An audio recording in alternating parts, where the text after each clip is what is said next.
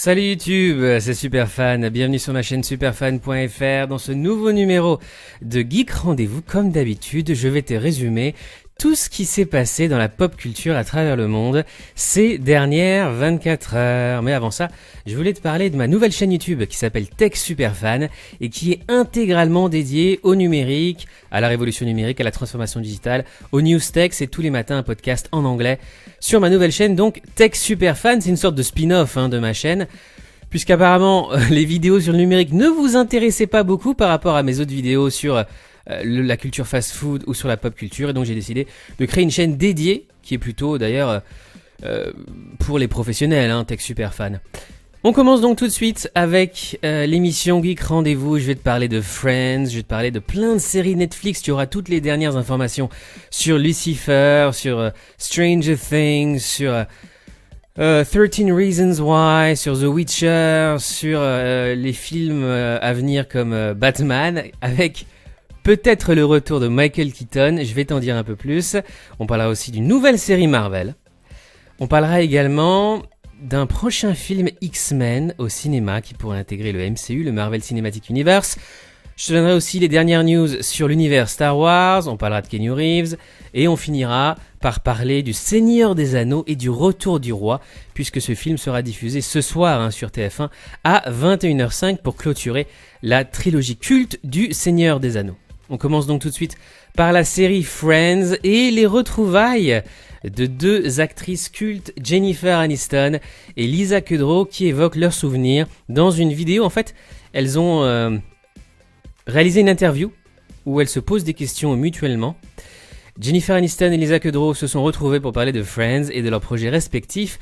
Une session légère et pleine de rire pour les deux actrices, amies dans la vraie vie évidemment, meilleures amies même je dirais, en attendant l'épisode spécial Friends, attendu, tellement attendu, sur HBO Max après la fin du confinement aux États-Unis. En fait c'est un épisode, un numéro de Actors on Actors de Variety, une émission où deux acteurs s'interviewent. Les interprètes de Philly et Rachel en ont profité pour parler de leurs projets respectifs. C'est donc par vidéo interposée, confinement oblige, que les actrices se sont rappelées des souvenirs de la série Friends. Je vais te mettre en commentaire épinglé sous cette vidéo la vidéo intégrale de Variety. Tu vas regarder cette émission qui dure 1 heure entre Jennifer Aniston et Lisa Kudrow qui se posent des questions et qui se remémorent leurs beaux souvenirs de Friends. 10 ans, 1994-2004. Extrait, je vais te donner quelques extraits maintenant, en français. Jennifer Aniston pose la question à Lisa Kudrow, à Phoebe. Est-ce que tu te souviens quand est-ce qu'on s'est rencontrés pour la première fois? Lisa Kudrow, oui, je m'en souviens à la première lecture. Jennifer Aniston répond, tu te souviens de ce que je portais? Et Kudrow disait, tu te souviens de ce que tout le monde portait? Aniston, c'est vrai, tu portais une tenue très Phoebe Buffet, un haut en lin style hippie et tu avais plein de colliers de coquillages. Tes cheveux étaient attachés en 2 petites mèches blondes. Et ce qui est très surprenant, enfin les fans de Friends le savaient déjà, c'est que Lisa Kudrow n'a jamais regardé un épisode en entier de Friends, uniquement des extraits. Elle explique dans cette interview pourquoi. Je cite Lisa Kudrow, « Je ne regarde toujours pas le show, l'émission, la série, car j'ai toujours l'espoir qu'un jour, nous nous retrouverons et nous regarderons tous ensemble. » Ça c'est beau, c'est vraiment magnifique. Malgré ça, Lisa Kudrow avoue avoir gardé un excellent souvenir de la scène où elle découvre par hasard, depuis l'appartement de Ross, que Monica et Chandler ont une relation et qu'elle s'écrie « My eyes, my eyes !» Mes yeux, pour tous les fans de Friends évidemment.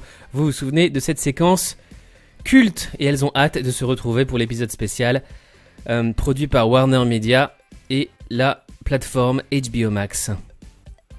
Je vais donc te mettre cette vidéo de Variety. Tiens, je vais regarder juste le début, je vais te montrer le début de la vidéo. You can really hear me. I can hear you really well. I heard you whisper. Well, it was a really loud stage whisper. So. Look, I'm running out of air. What does that mean? I need a test. Stop it. No. Can you still smell things? Can you smell me? Yes. I can't hear you that well, but I can smell you. That's great technology. You can smell me. That's amazing. Trop beau. C'est tout mignon et je vais regarder évidemment cette vidéo dès que possible en entier. Elle dure quand même 59 minutes.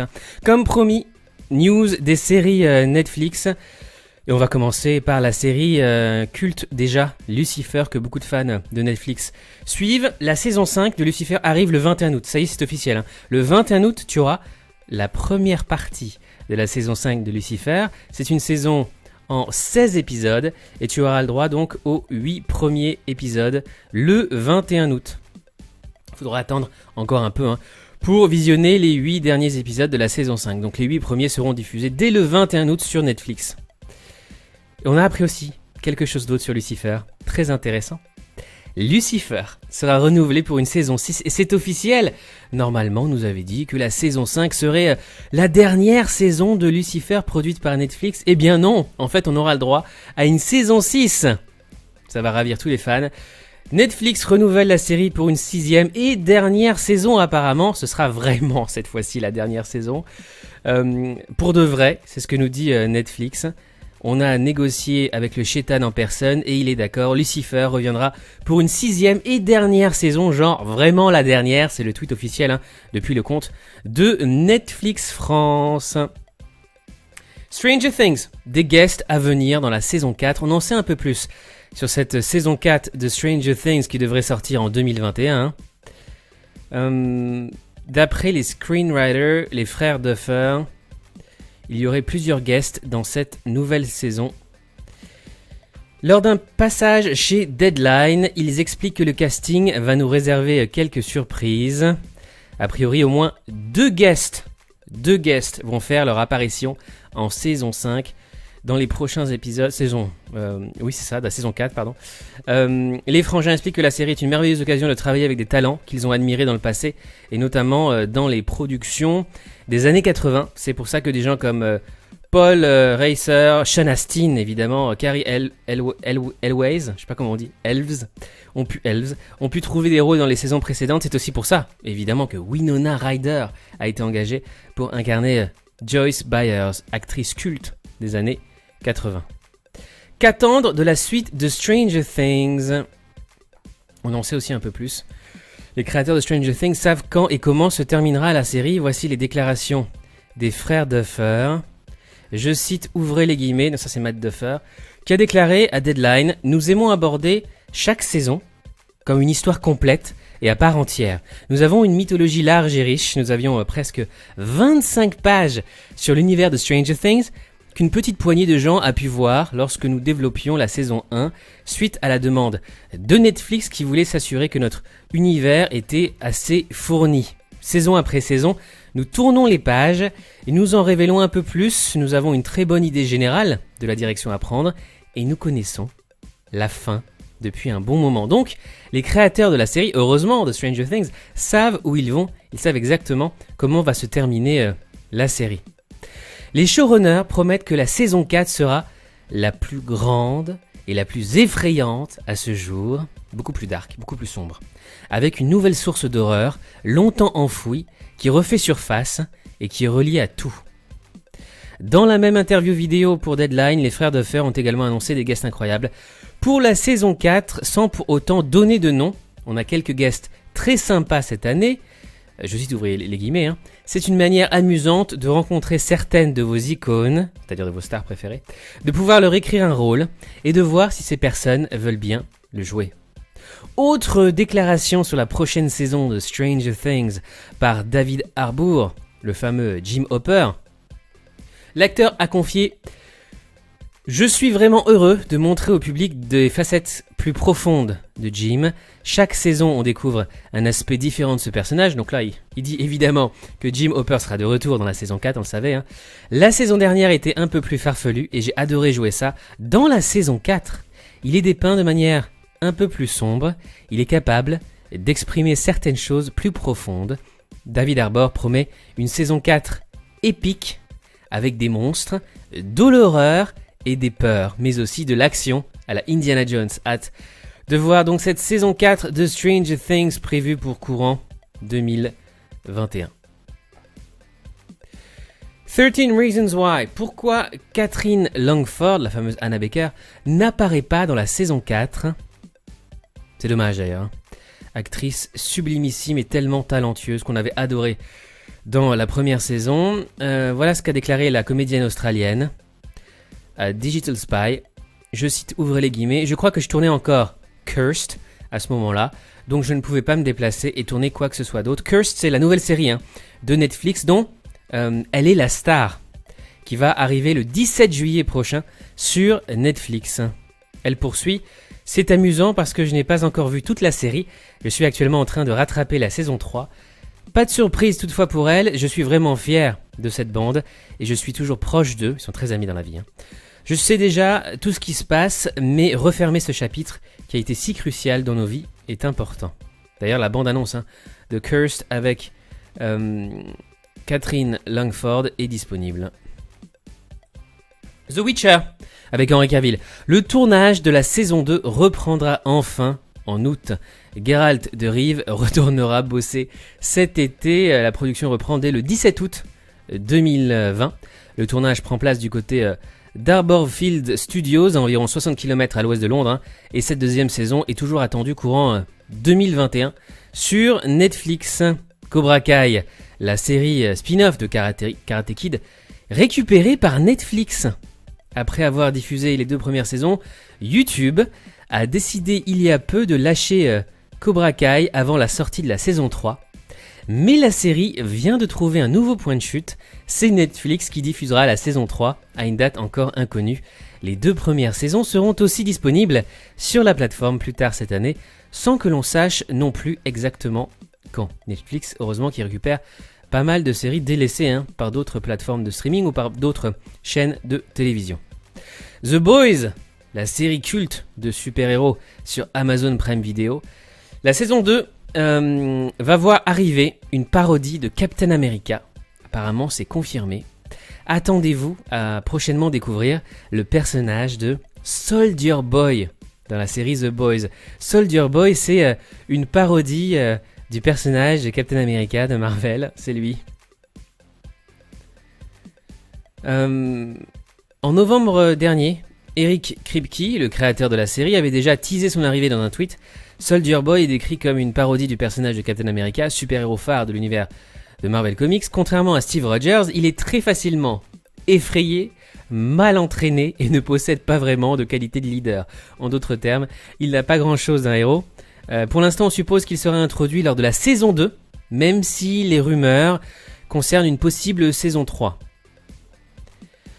Hâte de voir cette saison 2 de The Boys. On n'a pas encore la date de sortie sur Amazon Prime Video.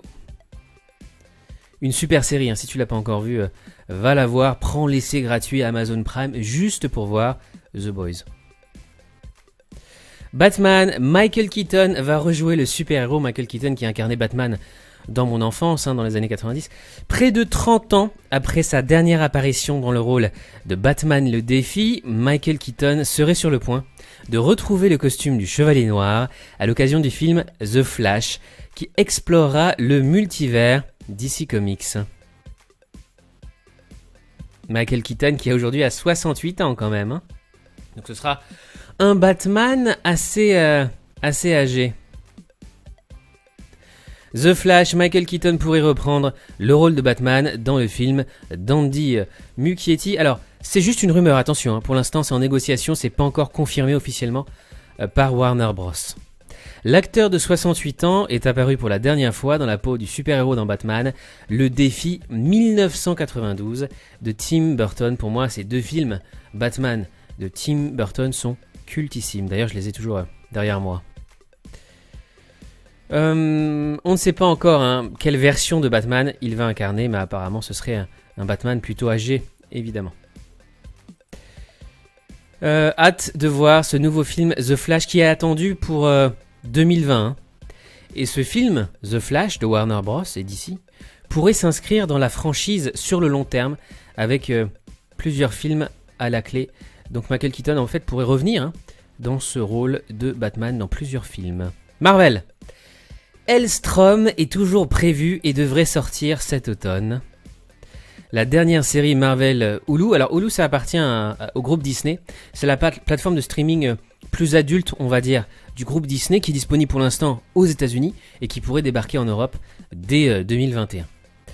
Il s'agit de Helstrom qui prévoit la date de sa première cet automne. Il s'agit de la toute dernière série Marvel Hulu, tandis que les futurs shows de la firme seront diffusés sur Disney+. Donc les séries plus adultes seront diffusées sur Hulu. L'année dernière, Hulu a affirmé sa volonté de produire une nouvelle gamme de séries Marvel, en plus de Runaways qui existe depuis 2017. Hulu voulait proposer une approche plus sombre, avec des séries centrées sur Ghost Rider et sur Helstrom. Malheureusement, Ghost Rider, que j'adore, en comics, les films moins. Les films avec Nicolas Cage, je trouve, sont assez ratés. Ghost Rider a finalement été annulé, sûrement parce que Marvel Studios a des plans pour le personnage. Mais Helstrom est pour le moment maintenu. La production est même en train de sérieusement avancer, puisque la saison 1 est, semble-t-il, terminée. La série suivra les frères et sœurs Damon et Anna, qui traquent le pire de l'humanité. Pour en te dire juste un petit peu plus sur Helstrom, Damon Helstrom ou Hellstorm, selon l'orthographe, est aussi connu sous le nom de Fils de Satan et est un anti-héros apparu en 1973 dans les pages de Ghost Rider. Ghost Rider qui est un comics qui a bercé toute mon enfance dans les années 80 et 90. Créé par Gary Friedrich et Jim Mooney, il demeure un personnage relativement secondaire, mais sa maîtrise de la magie l'entraîne souvent à travailler avec le Docteur Strange, que tu connais évidemment dans le MCU, incarné par l'extraordinaire Benedict Cumberbatch. Fils du démon Satan et d'une terrienne, il devient professeur d'anthropologie et se lance dans des enquêtes paranormales avant de devenir le protecteur de l'humanité. Helstrom est un puissant sorcier, il est capable de projeter le feu de l'enfer ou d'ouvrir des portails entre le royaume du diable et la terre. Il possède un trident mystique qui amplifie ses capacités et lui permet notamment de voler. Ainsi, Helstrom est étroitement lié aux personnages mystiques, que ce soit Strange, mais également le Ghost Rider ou Mephisto. Hâte de voir cette nouvelle série Helstrom sur Hulu. X-Men, la team de mutants canadiens Division Alpha, bientôt au sein du Marvel Cinematic Universe. Ce sont les potes de Wolverine. Oui, d'ailleurs, l'article le dit. Les potes de Wolverine devraient bientôt débarquer dans le MCU. La team Division Alpha, en fait c'est l'Avengers canadien, devrait bientôt débarquer dans le MCU, et c'est une excellente nouvelle pour tous les fans des X-Men, dont ils sont dérivés. Ce sont eux, tu vois, en image. La fameuse Division Alpha, super-héros canadien. Alpha Flight est une équipe de super-héros canadiennes comme le célèbre Logan, Wolverine. À l'époque, on l'appelait Serval dans les comics publiés en France dans les années 80 et 90. Apparu pour la première fois dans The Uncanny X-Men en 1979, il s'agit de la version nord-américaine des Avengers. Ils avaient vraiment la cote. Ils avaient vraiment la cote dans les années 80. Leur boulot est de gérer les pires méchants menaçant leur pays pour le compte du département H, un secteur fictif du ministre de la Défense. Leur introduction dans l'univers cinématographique Marvel permettrait de paver la voie à celle du mutant aux griffes d'adamantium, Wolverine, et lui offrir une backstory différente de la Fox. Star Wars. L'ascension de Skywalker, Oscar Isaac Podamron, clash la saga et dément un potentiel retour. Enfin, il clash la saga. Il y va quand même assez timidement, gentiment même, je dirais. Si vous espériez qu'Oscar Isaac revienne dans un futur film de la saga Star Wars, vous pouvez d'ores et déjà enterrer tout espoir. Ça, c'est vrai, il a déclaré qu'il n'est pas prêt de remettre les pieds sur les plateaux de tournage de Star Wars. Ça, c'est vrai. Je cite, ouvrez les guillemets. Probablement, mais qui sait, si j'ai besoin d'une autre maison ou autre chose. Donc il a dit qu'il reviendrait dans Star Wars uniquement s'il a besoin de se racheter une autre maison. À propos d'un potentiel retour, c'est ce qu'il a déclaré. Et pour cause, son expérience sur le tournage de la franchise n'était pas concluante. Nouvelle citation. J'ai apprécié le défi de ces films et le fait de travailler avec un très grand groupe d'artistes et d'acteurs incroyables, d'accessoiristes, de scénographes. Tout cela était vraiment amusant. Mais ce n'est vraiment pas ce que j'avais prévu de faire. Ce que je voulais, c'était participer à des films faits à la main et travailler avec des gens qui m'inspirent. Donc là, il est en train de dire que les gens qui font Star Wars ne l'inspirent pas. Les films de Paul Schrader Les choses qu'il a faites, c'est dans mon ADN. Je ne suis pas le seul, évidemment. Pour chaque acteur de chaque génération, ce sont ces films qui les ont fait devenir ce qu'ils sont.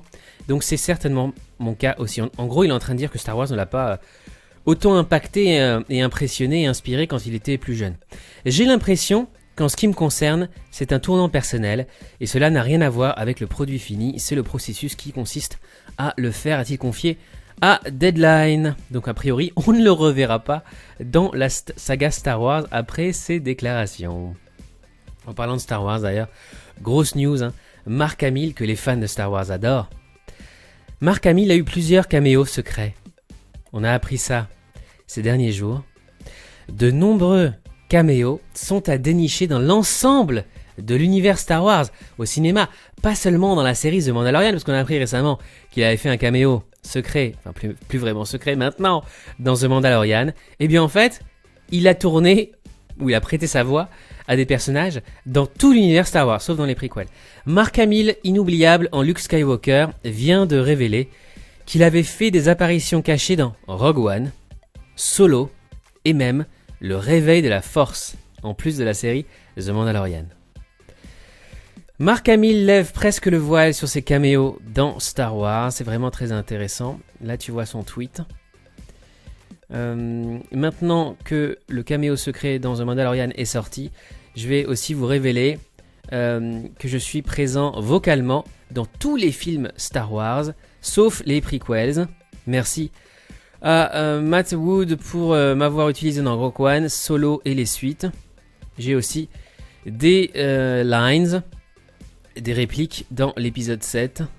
Regardez les rôles joués par un certain Patrick Williams. En fait, il s'est trompé, c'est pas Patrick Williams. Son pseudo, c'est William M. Patrick. Pour ses frères, hein. William et Patrick. Ça n'a jamais été pour l'argent ou le salaire, Rogue One ou Solo. C'était juste pour le fun et pour les fans, parce que j'aime les Easter eggs. Je me suis trompé, je me suis mal souvenu du pseudonyme. Ce n'est pas Patrick Williams, en fait c'est William M. Patrick, en hommage à mes frères, mon jeune frère et mon frère plus âgé. Et je ne vous dis pas ce que veut dire le M. Et là tu le vois dans le générique, il est bien crédité au générique de Star Wars. William M. Patrick, en fait c'est Mark Hamill qui prête sa voix à plusieurs personnages.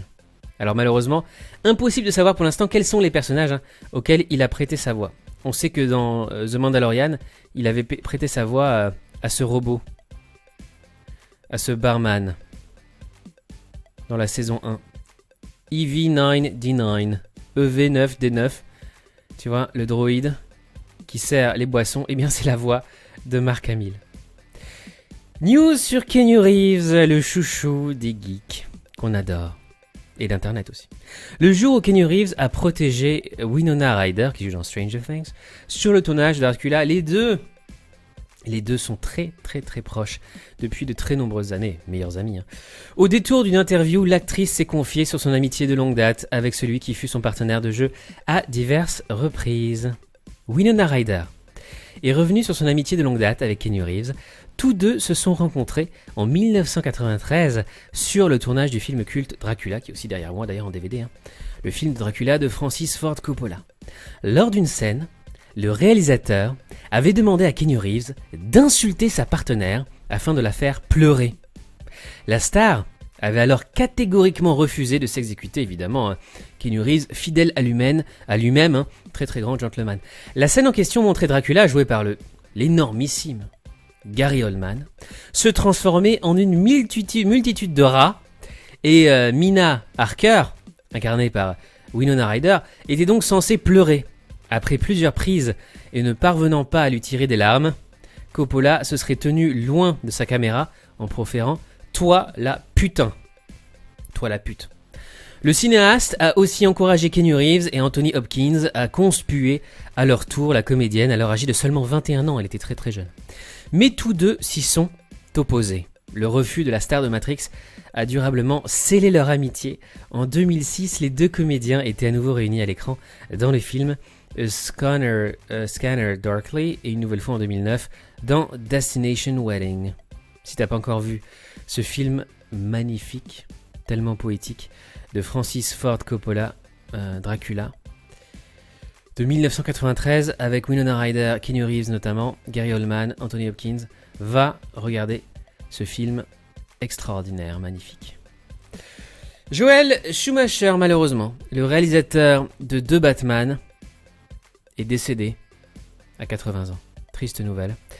Joel Schumacher, réalisateur de Batman Forever, est mort le 22 juin. Joel Schumacher s'est éteint après avoir lutté pendant 1 an contre un cancer. Le costumier, devenu ensuite réalisateur, avait notamment œuvré sur Batman Forever en 1995, Batman et Robin en 1997 et Phone Game en 2002.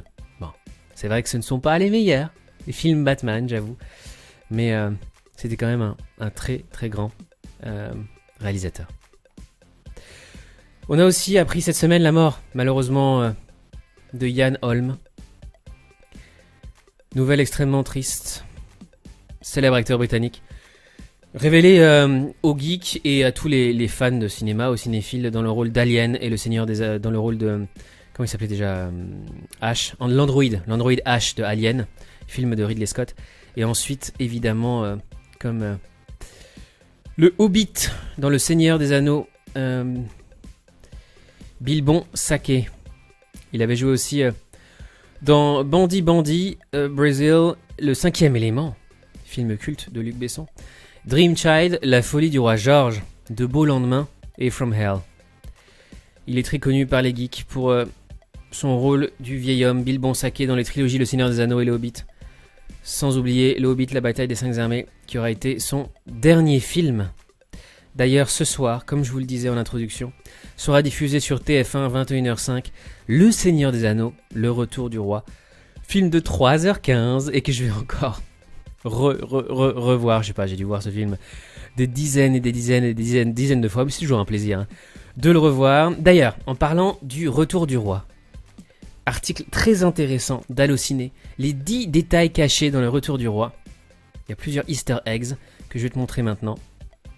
Je te montre tout de suite le diaporama. Alors, je vais pas tous te les montrer, Celui-là qui me semble important, ce gars-là, c'est Peter Jackson. Peter Jackson, sur un bateau pirate dans Le Retour du Roi, le réalisateur de la trilogie, prend les traits d'un pirate, Dumbar, censé venir prêter main forte aux armées du Mordor à la bataille des champs du Pelennor avant d'être anéanti par Aragorn et son armée de morts-vivants. Franchement, je vais dire la vérité, il y a un air de famille, mais j'avais jamais fait le rapprochement quand j'ai regardé le film. Les enfants de Peter Jackson aussi sont dans le film. Billy et Katie Jackson, les enfants du réalisateur, apparaissent également dans chacun des 3 films. Dans Le Retour du Roi, ils sont présents dans les rues de Minas Tirith et assistent au passage de Faramir lorsque ce dernier part à la reconquête d'Osgiliath. Le fils de Viggo Mortensen aussi est dans le film. C'est le jeune Henry Mortensen qui a convaincu son père d'accepter le rôle d'Aragorn dans la trilogie de Peter Jackson, une judicieuse suggestion dont il a été récompensé en apparaissant à 2 reprises dans la saga. D'abord dans Les 2 Tours, sur les remparts de Fort-le-Corps, où il interprétait un jeune soldat du Rohan, puis dans Le Retour du Roi, qui sera diffusé ce soir, lors de la bataille des champs du Pelennor, où il incarnait l'un des premiers orques à être tué par Aragorn. Bon, plein d'autres anecdotes. Le bras du réalisateur, en fait c'est pas le bras de Sean Astin. La bouche de Sauron, Flight of the Conchords, Sauron s'est fait troller. Ah oui, l'armure ancestrale. Lors de son couronnement, à la fin du film, Aragorn porte l'armure de son ancêtre, Elendil, ancien roi du Gondor, qui avait été tué par Sauron dans la séquence introductive de la communauté de l'anneau.